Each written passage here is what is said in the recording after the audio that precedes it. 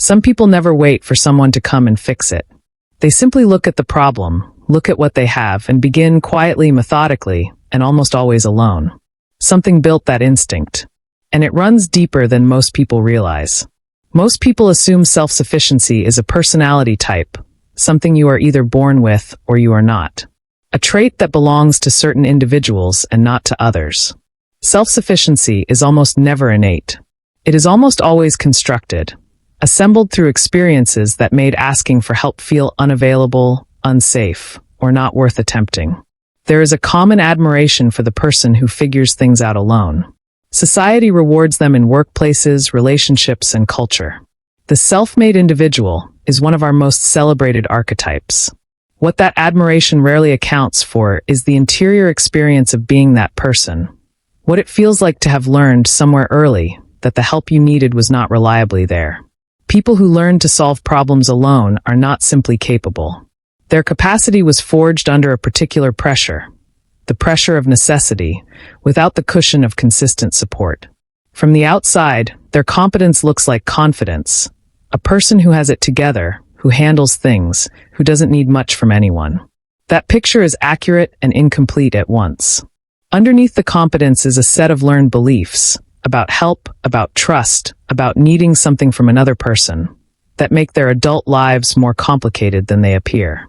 The common belief says that people who handle things alone simply prefer it that way. That they are self-reliant by nature, more capable than most. That the independence is a choice. For many of them, the independence is not a choice any more than a callus is a choice. It is what the skin does when exposed to friction long enough. A response, not a preference. To understand this psychology, you must understand not just what these people can do, but what they came to believe about themselves in the long process of learning to do it. Ask yourself this as you listen. When you face a problem, any problem, what is your first instinct? Do you reach outward towards someone else, or do you turn inward and begin alone? You are 6 and something is broken. Maybe a toy, maybe a situation, maybe a feeling you cannot name. You look around for someone to help, and no one is available. So you begin to figure it out yourself. Not because you are unusually capable, simply because the alternative, waiting for help that may not come, feels worse than trying. You are 8, and you are having a problem at school, the kind most children would bring to a parent. But you have learned already that bringing problems home creates different problems. So you handle it, quietly, resourcefully, without involving anyone else. And it works mostly. You file the experience not as loss, but as evidence. You can do this. You can handle it alone. You are 10, and you need something, information, guidance, help with something gone wrong. You spend time trying to find it yourself before it occurs to you to ask anyone. That sequence, try alone first, exhaust the solo options before considering help, is already becoming the default order of operations. It will remain that order for the next several decades. You are 12, and a significant problem arrives. For a moment, you feel the genuine wish for someone to help carry it. Then the wish closes quietly, and you get to work. Nobody sees that closing. Nobody knows that for a brief moment you wanted to ask, and then decided not to. That invisible decision, made in seconds, habitually shapes everything. You are 14, and you have developed a methodology. You research things. You think through multiple scenarios before acting. You find workarounds.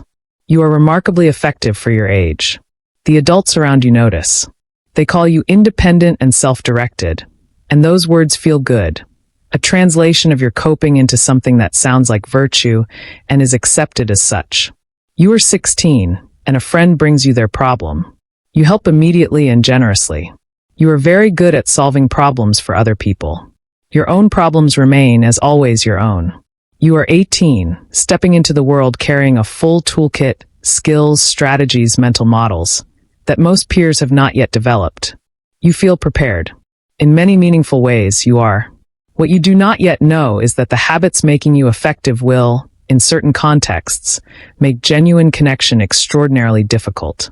That discovery still waits somewhere ahead of you. You carry all of it forward, the capability, the methodology, the reflex that turns inward before it turns outward. It is invisible to most. It is the most fundamental thing about you. The behavioral patterns that develop in people who learn to solve problems alone are consistent, recognizable, and deeply rooted. They form a coherent psychological profile built from accumulated experience. Hypercompetence is the most visible feature.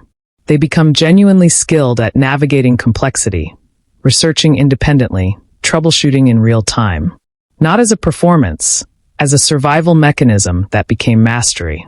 They are often the first person others call in a crisis, responding with calm, clarity, and practical direction. What the caller doesn't know is how long that calm took to build. Discomfort with dependence runs very deep. It is not simply preference for independence. It is that relying on another person activates a specific old anxiety, the anxiety of having needed and found nothing. They tend to over-prepare for meetings, conversations, contingencies. The over-preparation is not perfectionism. It is risk reduction, the learned response of someone who knows what it costs to be caught without a plan. Asking for help is genuinely effortful for many of them in a way it is not for others. The words "I need help" can feel, in the body, like removing a protective layer. They are frequently excellent listeners.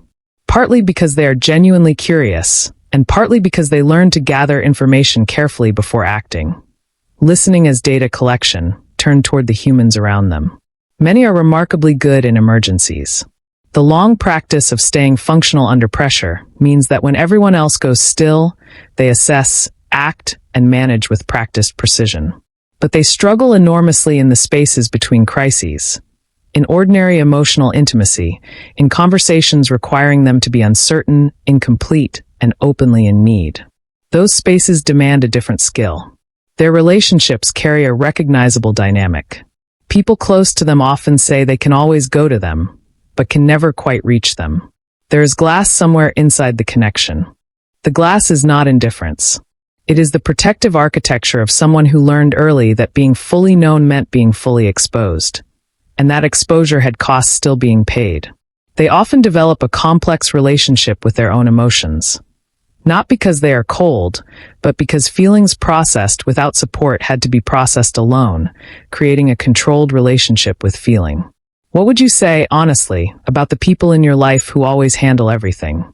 Do you ever wonder what it costs them, what they quietly decided not to ask for, and when? Research consistently shows that problem-solving capacity developed without consistent relational support creates cognitive independence that is genuinely remarkable, and emotional isolation that is equally real. These are not opposites. They exist simultaneously in the same person. The experience that built the competence also built the walls, and understanding both is the only way to understand either. Psychologists studying self-reliance have found a consistent pattern.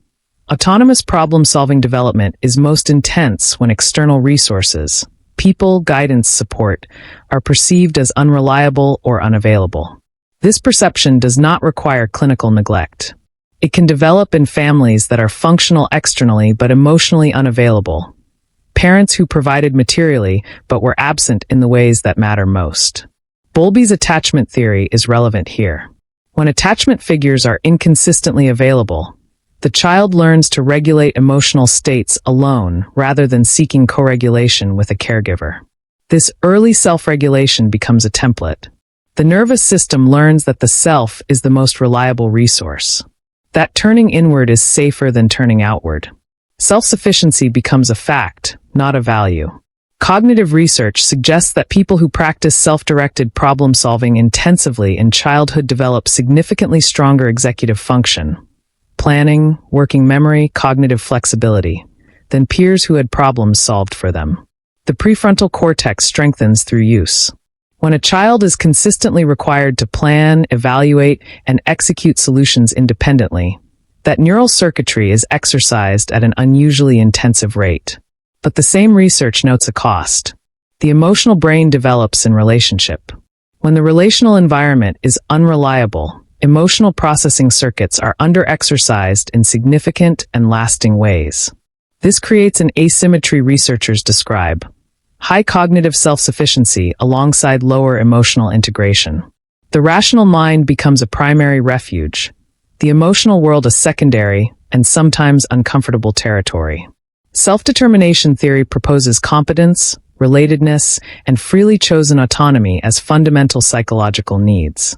Independent problem solvers often meet the first exceptionally, while struggling significantly with the other two.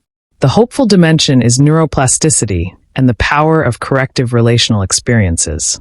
Patterns formed in early self-reliance are influential, but not fixed.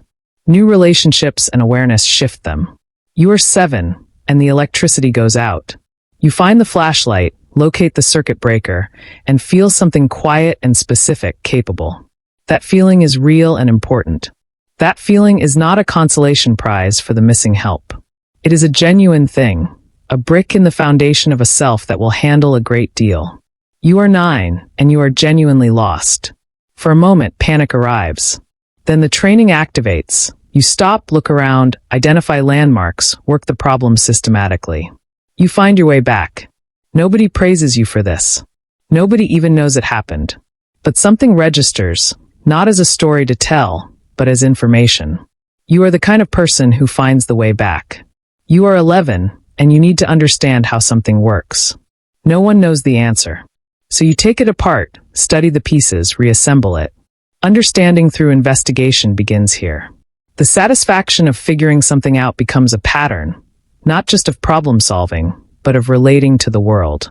Unknown things are not threats. They are puzzles waiting to open. You are 13, and someone around you is struggling. Before they ask, you have already begun forming a solution. You offer it. They are grateful. You feel genuinely useful. But something quieter is also true. Helping others gives you permission to engage with need that you would never grant yourself. Solving their problems is safe.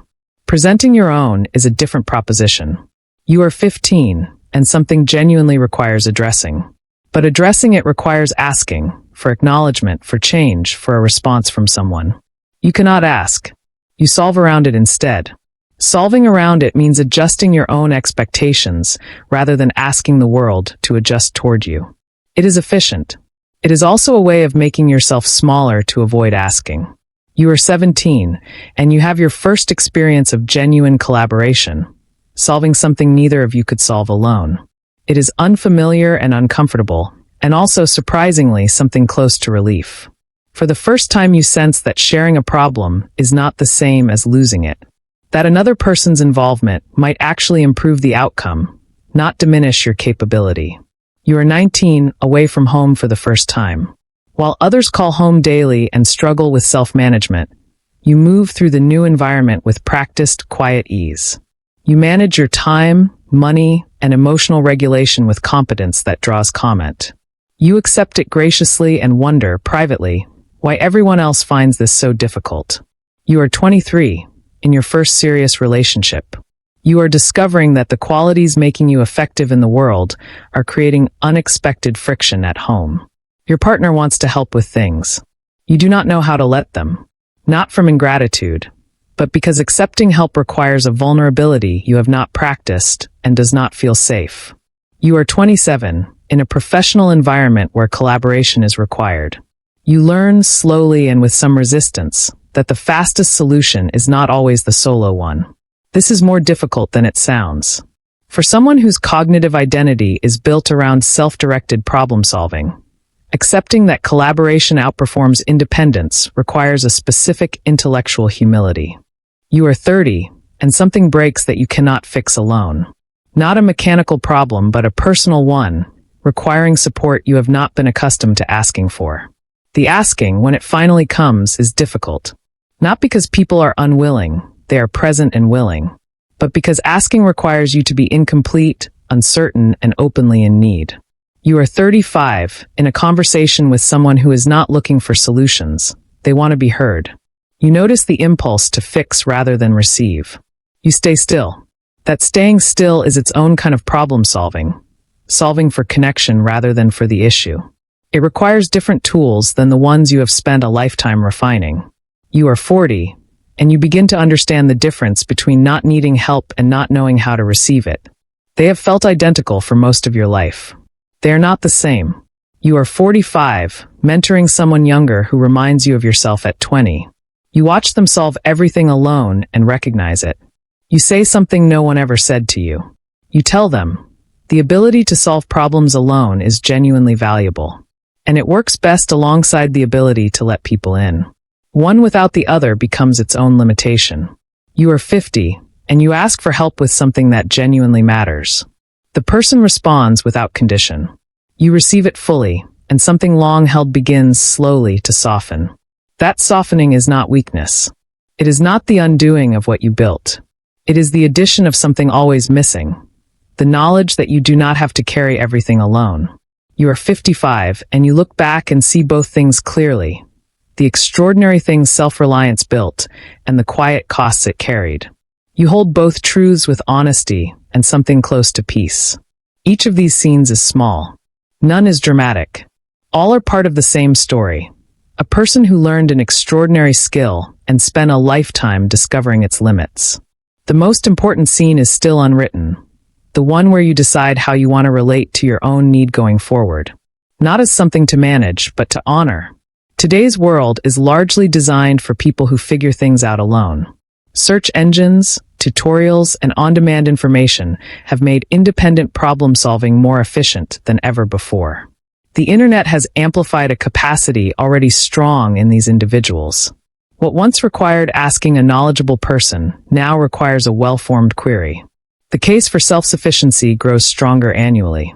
In emotional life, however, technology has not simplified things.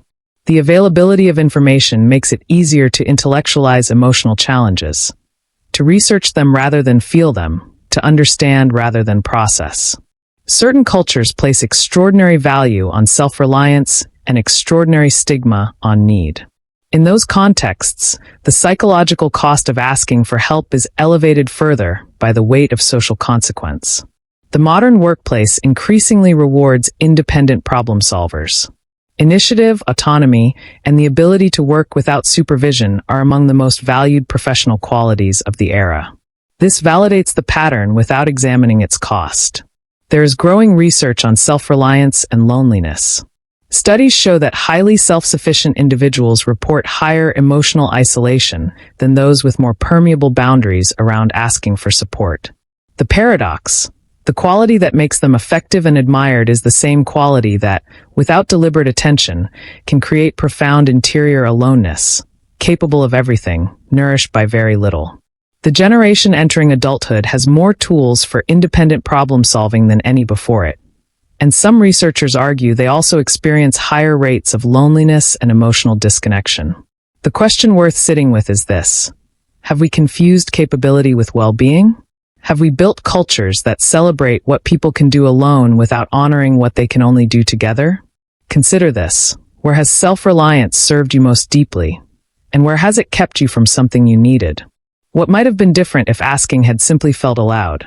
There is something remarkable about a person who learned to solve problems alone. They built real interior architecture, a self that does not collapse under pressure, that stays functional when everything else fails. The fullest life is not built on self-sufficiency alone. It is built on integrating capability with connection, knowing you can handle things, and also knowing you do not always have to. The person who learned to work alone built something extraordinary. What they often still need is the capacity to let someone stand beside them, not to take over, but simply to be there.